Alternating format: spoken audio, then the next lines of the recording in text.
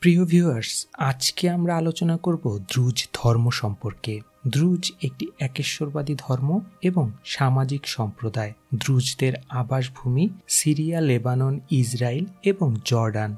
জর্ডানে দ্রুজ ধর্মকে আলাদা ধর্ম হিসেবে স্বীকৃতি দেয়া হয় না, কারণ এই ধর্মের ভিত্তিমূল ইসলাম। দ্রুজ শব্দটি আরবি শব্দ দার্জি অথবা দুর্জি থেকে এসেছে। এর বহুবচন দুরুজ, হিব্রুতে দ্রুজিম বলা হয়। দ্রুজ ধর্ম মূলত শিয়া ইসলামের একটি শাখা। দ্রুজদের ধর্মবিধানে ইব্রাহিমীয় ধর্মসমূহের পাশাপাশি নিওপ্লাতিনিক এবং পিথাগোরীয় মতবাদের প্রভাব লক্ষ্য করা যায়। দ্রুজগণ নিজেদেরকে আহলে তাওহীদ বা একেশ্বরবাদী মানুষ বা একতাবদ্ধ মানুষ অথবা আল মুওয়াহিদুন বলে পরিচয় দেয়। লেভান্ত, বিশেষ করে লেবাননের ইতিহাস গঠনে দ্রুজদের ভূমিকা গুরুত্বপূর্ণ। দ্রুজদের সামাজিক রীতিনীতি মুসলমান এবং খ্রিস্টানদের থেকে ভিন্ন। বসবাস: দ্রুজ অনুসারীগণ প্রধানত সিরিয়া, লেবানন, জর্ডান এবং ইসরায়েলে বসবাস করে। ইনস্টিটিউট অফ দ্রুজ এর গবেষণা থেকে জানা যায় 50 থেকে 55% দ্রুজ সিরিয়ায়, 40% লেবাননে, 6 থেকে 7% ইসরায়েলে এবং 1 থেকে 2% জর্ডানে বাস করে। মধ্যপ্রাচ্যের বাইরে Australia, Canada, Europe, Latin America, যুক্তরাষ্ট্র এবং দক্ষিণ আফ্রিকায় দ্রুজ অনুসারীগণ বাস করে। দ্রুজগণ আরবিতে কথা বলে এবং প্রাচ্যীয় ভূমধ্যসাগরীয় অঞ্চলের সামাজিক রীতিনীতি অনুসরণ করেন। পৃথিবীতে দ্রুজ অনুসারীগণের সংখ্যা 10 লাখেরও বেশি। দ্রুজ নামটি এসেছে মুহাম্মদ বিন ইসমাইল নাস্তাকিন আদ-দারাজির নাম থেকে। দারাজি শব্দটি ফার্সি। আদ-দারাজি ছিলেন প্রাক দ্রুজ যুগের একজন সাধু ও প্রচারক। দ্রুজগণ আদ-দারাজিকে ধর্মগুরু মানে এবং নিজেদেরকে দ্রুজ বলে পরিচয় দেয়।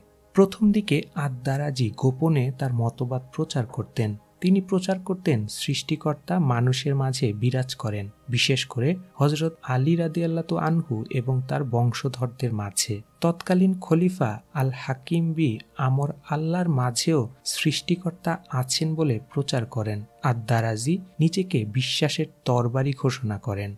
1016 সালে আদ-দারাজি এবং তার অনুসারীগণ প্রকাশ্যে তাদের বিশ্বাস প্রচার করতে শুরু করেন এবং জনসাধারণকে তাদের এই ধর্মমত গ্রহণের ডাক দেন। কায়রোতে তাদের বিরুদ্ধে দাঙ্গা শুরু হয়। এই কারণে প্রায় বছরখানেক আদ-দারাজির কার্যক্রম বন্ধ থাকে। 1018 সালে আদ-দারাজি আততায়ীর হাতে নিহত হন। কোনো কোনো উৎস দাবি করে যে তিনি আল হাকিম বি আমর আল্লাহর হাতে নিহত হন। আবার কারো কারো মতে দ্রুজ শব্দটি এসেছে আরবি দারেসা, দারেসা অর্থ যিনি শিক্ষা গ্রহণ করেন থেকে। একমাত্র আরব ঐতিহাসিক খ্রিস্টান মনীষী এনথিওক এর ইয়াহিয়া খ্রিস্টীয় 11 শতাব্দীতে স্পষ্টভাবে মত প্রকাশ করে গেছেন দ্রুজ সম্প্রদায় আদ-দারাজির হাতে তৈরি হয়। বেঞ্জামিন টুডেলা, একজন ইহুদি ভ্রমণকারী, প্রথম ইউরোপিয়ান হিসেবে 1165 সালে লেবানন অথবা এর আশপাশ অতিক্রম করার সময় দ্রুজদের দেখা পান। তিনি দ্রুজদের দগজিন নামে সম্বোধন করেন। তিনি বর্ণনা করেন, দ্রুজরা পাহাড়চারী একেশ্বরবাদী জাতি যারা পরমাত্মায় বিশ্বাস করে। দ্রুজ বিশ্বাস ইসমাইলি মতবাদের সংস্পর্শে এসে আন্দোলনে রূপ নেয়। ইসমাইলি মতবাদ গ্রিক দর্শন দ্বারা প্রভাবিত এবং সেই সময়ের অনেক ধর্মীয় এবং দার্শনিক মতের বিরোধিতা করত। ইসমাইলি মতের একজন সমর্থক হামজা ইবনে আলী ইবনে আহমদ এই বিশ্বাস প্রচার শুরু করেন। তিনি 1014 সালে ইউরোপে আসেন এবং আল হাকিম মসজিদের নিকটবর্তী রিদান মসজিদে তিনি মনীষী এবং নেতাদের জমায়েত করেন। 1017 সালে হামজা আনুষ্ঠানিকভাবে দ্রুজ বিশ্বাস এবং ইউনিটারিয়ান মতবাদ প্রচারণা শুরু করেন। হামজা ফাতিমীয় খলিফা আল হাকিমের সমর্থন লাভ করেন। তিনি ধর্মপ্রচারের স্বাধীনতা ঘোষণা করে একটি ডিক্রি জারি করেন। আল হাকিম দ্রুজ বিশ্বাসের কেন্দ্রীয় চরিত্রে পরিণত হন, যদিও তার নিজ ধর্মবিশ্বাস নিয়ে শিক্ষাবিদদের মাঝে মতদ্বৈততা আছে। জন এসপোসিতো বলেন, আল হাকি বিশ্বাস করতেন তিনি শুধুমাত্র দৈবভাবে ধর্মীয় রাজনীতিক নেতা হিসেবে নিযুক্ত হন। তিনি মহাজাগতিক শক্তি যিনি ঈশ্বরের সাথে যুক্ত। অনেক দ্রুজ এবং অদ্রুজ স্কলার যেমন সামি সোয়াদ এবং সামি মাকারেম বলেন, প্রাক ধর্মপ্রচারক আদ-দারাজির ভূমিকা ছিল ধোঁয়াশাপূর্ণ। আল হাকিম আদ-দারাজির দৈবত্যকে প্রত্যাখ্যান করেন এবং হামজা ইবনে আলীকে সমর্থনের মাধ্যমে তিনি নিজের মত প্রকাশ করেন। এক রাতে সান্ধ্যকালীন ভ্রমণে বেরিয়ে আল হাকিম নিখোঁজ হয়ে যান। ধারণা করা হয় তিনি আততায়ীর হাতে নিহত হন। খুব সম্ভবত তার বোন সিত্তালমূলক এই হত্যাকাণ্ডের পেছনে ছিলেন। হামজা ইবনে আলীর পরে দ্রুজ আন্দোলন আল মুক্তানা বাহাউদ্দিনের নতুন উদীয়মান নেতা হিসেবে আত্মপ্রকাশ করেন। আল হাকিম নিখোঁজ হওয়ার পরে তার অপ্রাপ্তবয়স্ক পুত্র সন্তান আল আজ-জাহির সিংহাসনে উপবেশন করলে ফাতিমীয় খেলাফতের সমর্থনে চলমান দ্রুজ মুভমেন্ট আজ-জহিরকে খলিফা হিসেবে মেনে নেয়, কিন্তু হামজাকে ইমাম হিসাবে অনুসরণ করা শুরু করে। নাবালক খলিফার অভিভাবক সিত্তালমূলক 1021 সালে সেনাবাহিনীকে এই আন্দোলনকে ধ্বংস করার নির্দেশ দেন। একই সময়ে হামজা বিন আলী বাহা আদ-দ্বীন আসেন সামুকিকে ইউনিটারিয়ান মুভমেন্টের নেতৃত্ব প্রদান করেন। পরবর্তী 7 বছর দ্রুজ অনুসারীগণ চরম নির্যাতন, নিপীড়ন, হত্যার শিকার হন। নতুন খলিফা জহির এই বিশ্বাসকে মুছে ফেলতে চেয়েছেন।